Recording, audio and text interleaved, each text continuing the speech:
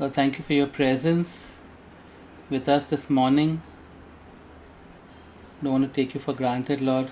It's such a privilege to come into your presence, to have you meet with us. Holy Spirit, come and remind us of things that are familiar. Just enable us, empower us, and release us into the things of your kingdom. In Jesus' name, Amen.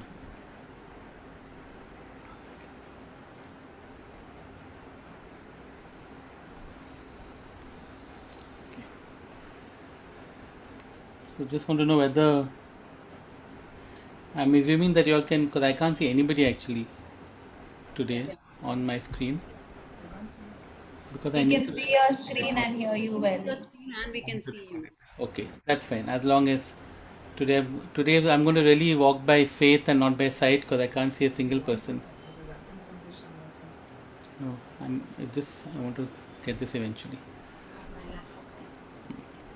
Okay, I'm going to. So today Vinay and Anila have to look really interested, so I can see them. Okay, but I am indebted to Jairaj for today's message. Uh, on Wednesday night, during that 4 hour time of worship, and we looked at a video and other things, he made the point that during this lockdown and uh, we learned a lot of new words, Christian words, but he also said that he also made the point that in the world there's this new word that has come about which has become very popular, which is super spreader, referring to events where the virus spreads. And well, we all ended by saying that we also have to be that way and we have to infect people the way that the virus is doing. And as he used that word, this sermon came into my head. So we're going to look at. I think there are 11 passages today. I'm going to look at one after the other, and I just want us to be inspired and learn one or two points from each of them. But I believe that God is calling us to be, and from the time of the Great Commission, He has called us to be. Actually, even before that, the whole Old Testament, He has called His people to be super spreaders. This doesn't work. Okay, I'll have to use this. Yeah. So I was surprised when I actually looked through the Bible and the Gospels. There were so many incidences of super spreading. In my mind, I had a few examples which I'm going to look at the end, and I think that they're important, which are individual examples. But right at the beginning, in the birth of John the Baptist, it says, all the neighbors were filled with awe, and throughout the hill country of Judea, people were talking about all these things, which is to do with the birth of John the Baptist. Everyone who heard this wondered about it, asking, what then is this child going to be? For the Lord's hand was with him. The word spread doesn't come here, but you can see what is happening. And right at the beginning, in this very first story in the Gospels, you see the pattern. First, there's a filling, and then there's an outflow. You see, they were filled with awe, and out of that flowed something, and then everybody was talking about it. And if the neighbors were filled with awe at what happened with John the Baptist, I was thinking to myself, we have so much more reason to be filled with awe. And where is the outflow of that? Okay, then the birth of Jesus, we see the shepherds hurried off and found Mary and Joseph and the baby who was lying in the manger. When they had seen him, they spread the word concerning what had been told about them about this child, and all who heard it were amazed at what the shepherds said to them. Now, the shepherds had very limited revelation. They had one amazing experience, but that was pretty much it. But for them, that was enough. The shepherds shared whatever they knew, this very limited information and revelation. They didn't keep it to themselves, but they shared it. They didn't think we better find out more before we share. All they did was go and spread the word. And then we come to Jesus as an adult. I'll quickly go through 4 passages. Okay, we see the word regarding Jesus' teaching spreading. Jesus returned to Galilee in the power of the Spirit, and news about him spread through the whole countryside. He was teaching in their synagogues, and everyone praised him. And so the word spread about his teaching. Okay? Now we don't know who spread this word. It's obviously the people. So it's a more general thing that happened, not a specific person. Then his authority over evil spirits. All the people were amazed and said to each other, "What words these are! With authority and power he gives orders to impure spirits and they come out." And the news about him spread throughout the surrounding area. So his teaching, his authority over evil spirits, then his power to heal. Yet the news about him spread all the more so that crowds of people came to hear him and to be healed of their sicknesses. And so the word about his healing power spread. Finally, the word about his power to raise the dead. This is the incident where he raises the widow's son. The first resurrection he does. They were all filled with awe and praised God. "A great prophet has appeared among us," they said. "God has come to help his people." This news about Jesus spread throughout Judea and the surrounding country. And actually we see the same words used when Jesus raises Jairus' daughter. Even though he wants to keep it a secret, the Bible says the news about that spread. And of course, Lazarus being raised from the dead, the news about that spread. The same words are used. Okay, and in each of these cases, we see what we see is people were amazed, people were filled with awe, they were praising God, and then it overflowed to others. It was a very natural thing that was happening, whether it was being amazed at his teaching or authority over evil spirits or his power to heal, and of course his power to raise the dead. What does this word spread mean? It's a very simple word. It means to go out or to come out of. And that's as simple as it gets. You have something in you and it goes out of you. It comes out of you and it spreads. And we've seen in all these examples, it seems to be the awe that they experienced, their sense of amazement, or the revelation or information that they had. It did not stay in them, but it spread out. It went out, it came out of them, it spread. Okay. Let's go to two. I'm going to go now to specific examples, which I think we can learn much more from. These are general examples because we don't know who did the spreading. It's just a general sense that news spread. But the next incidents are all specific to individuals. Okay. So in Matthew 9 we have Jesus heals 2 blind men. I love these next 2 stories. As Jesus went on from there, 2 blind men followed him, calling out, "Have mercy on us, Son of David." When he had gone indoors, the blind men came to him, and he asked them, "Do you believe that I am able to do this?" "Yes, Lord," they replied. So this is a case where for some reason he didn't heal them out in public. He waited for them to come to him indoors. Then he touched their eyes and said, "According to your faith, let it be done to you," and their sight was restored. Jesus warned them sternly. See that no one knows about this. But they went out and spread the news about him all over that region. Okay. For whatever reason Jesus didn't want people to know, he warns them sternly. And they disobeyed Jesus, who had just healed them and given them their sight back. Okay. The simple truth is that they couldn't help themselves. They were so excited, they were so overjoyed that they couldn't help themselves. There's another example like this. Jesus heals a man with leprosy in Mark chapter 1. A man with leprosy came to him and begged him on his knees, "If you are willing, you can make me clean." Jesus was indignant. He reached out his hand and touched the man. "I am willing," he said, "be clean." Immediately the leprosy left him and he was cleansed. Jesus sent him away at once with a strong warning. "See that you don't tell this to anyone, but go, show yourself to the priest and offer the sacrifices that Moses commanded for your cleansing as a testimony to them." Instead, he went out and began to talk freely, spreading the news. As a result, Jesus could no longer enter a town openly, but stayed outside in lonely places. Okay. Same as before, Jesus didn't want this news to spread for some reason. But the man couldn't help himself. It says he went out and began to talk freely, spreading the news. And in this case, there was even a negative consequence for Jesus. because apparently because he became so popular, he couldn't do the things he wanted to do, but he had to stay outside in lonely places. But do you think Jesus would have been upset with this man or upset with those two blind men? I don't think so. He'd have understood where they were coming from, that they could not keep in this amazing thing that had happened to them.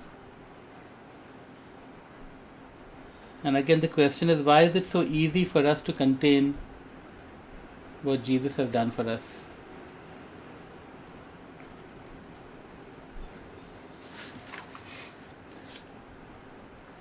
Three more stories. Okay. The Gerasene demoniac. This is the man who was possessed by a legion of demons. Okay.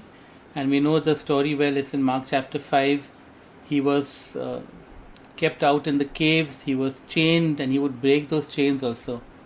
And obviously it was a very fearful situation. And Jesus heals him, delivers him completely. And we'll read from verses 18 to 20. As Jesus was getting into the boat, the man who had been demon possessed begged to go with him. Jesus did not let him, but said, "Go home to your own people and tell them how much the Lord has done for you and how he has had mercy on you." So the man went away and began to tell in the Decapolis how much Jesus had done for him, and all the people were amazed. The very same people who seeing this man completely healed and delivered actually asked Jesus to leave that area. But after that, when he goes around speaking, okay, they are amazed. Okay. What was his message? Jesus said, "How much the Lord has done for you." That was his message. It's as simple as that. He went around and told people how much Jesus had done for him, how Jesus had mercy on him. And he did way beyond what Jesus asked. Jesus asked him to, where's it gone? Jesus asked him to go and tell his own people or his family or people close to him. He went and spoke in the Decapolis, which means he went and spoke in the 10 towns. The Decapolis was an area of 10 cities or 10 towns. And he went to all of those towns and cities and told them what Jesus had done for him. Because you see, it wasn't an obligation or a duty. It was out of sheer joy and gratitude and excitement that he did so. And often I think we think of telling people about Jesus as an obligation or a duty that we have to perform.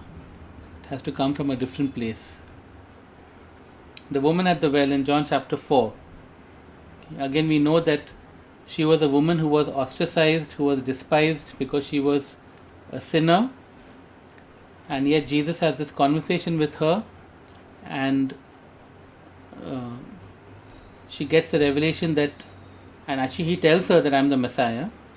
Okay, and it says here then in verse 28, then leaving her water jar, the woman went back to the town and said to the people, "Come, see a man who told me everything I ever did.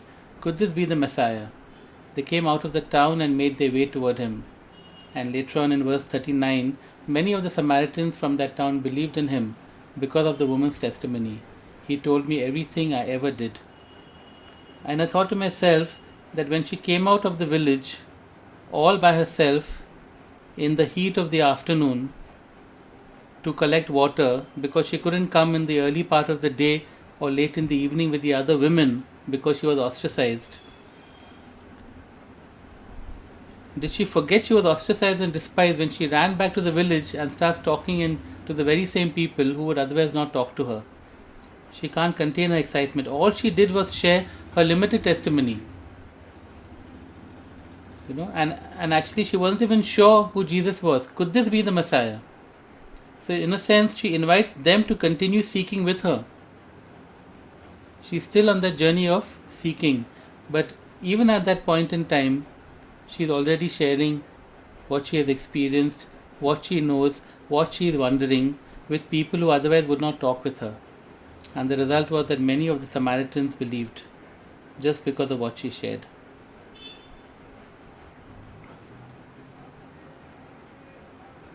And my last story is the calling of Matthew, who in this story, in Luke refers to him as Levi, so that would have been another name for him.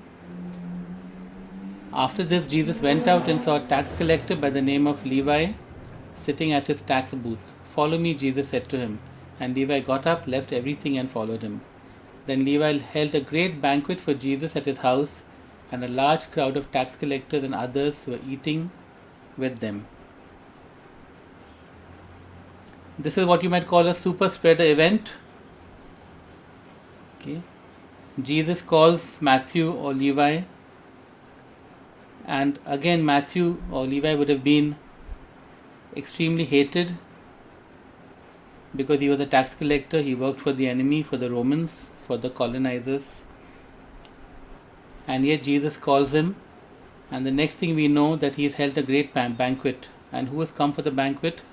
His tax collector friends, and we know from the book of Matthew, and other sinners. Okay. What did Matthew recognize? He recognized that all his friends and his social circle had the same need as he did. And amazingly, by an act of astonishing grace, Jesus had called him and he had followed him.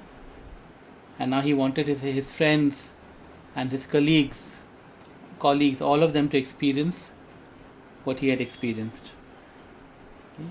And when I think of these last three, these individual super spreaders, they were all outcasts before Jesus touched them. The demoniac, the woman at the well, the tax collector. Okay. And I wonder whether that explains partly why they were so enthusiastic about spreading the word about Jesus.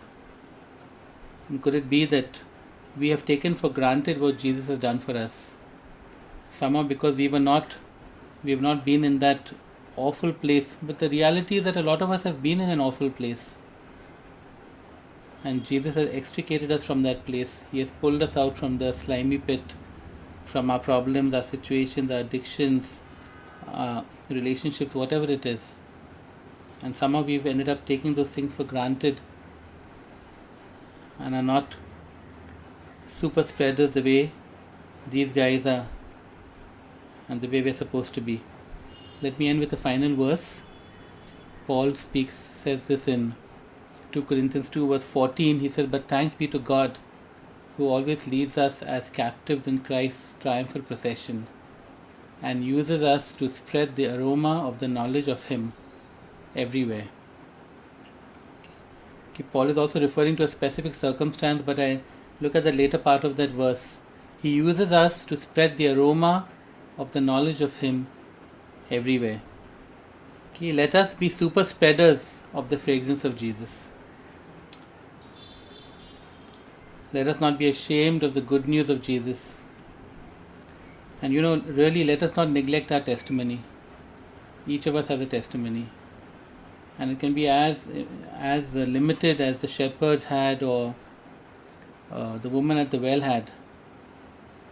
It can be just one experience of grace like Matthew the tax collector.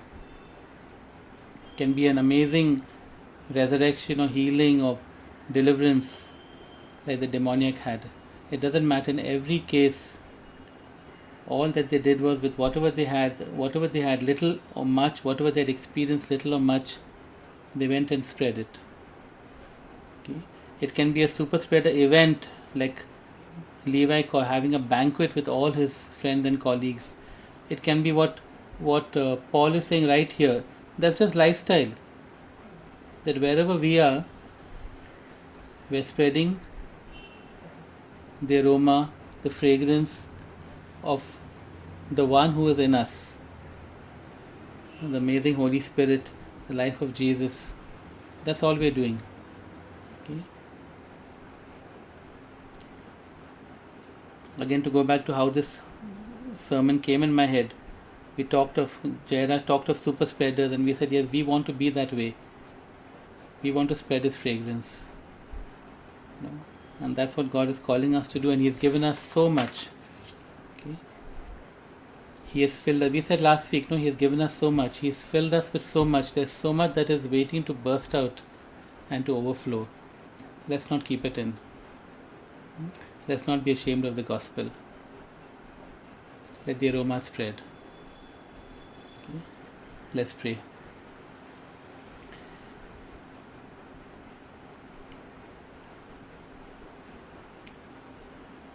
And I pray, Lord Jesus, give us once more a sense of wonder and awe at who you are, at what you've done for us,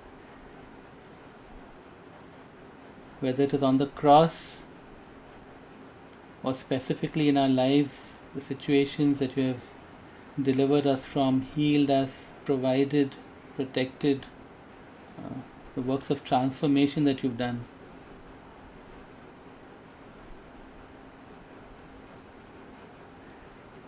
Lord, we want to be super spreaders, Lord, of the fragrance of Christ, the aroma of this good news.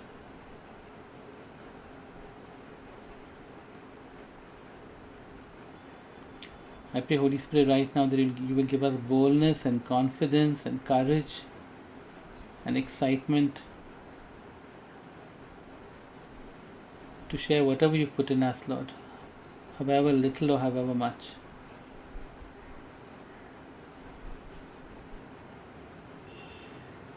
Lord, we want our families and our friends and our colleagues, those we come in contact with, to have the same experiences, to share the same revelation, to be filled with awe, to be amazed at you the way we are, Lord. We say, help us, Holy Spirit.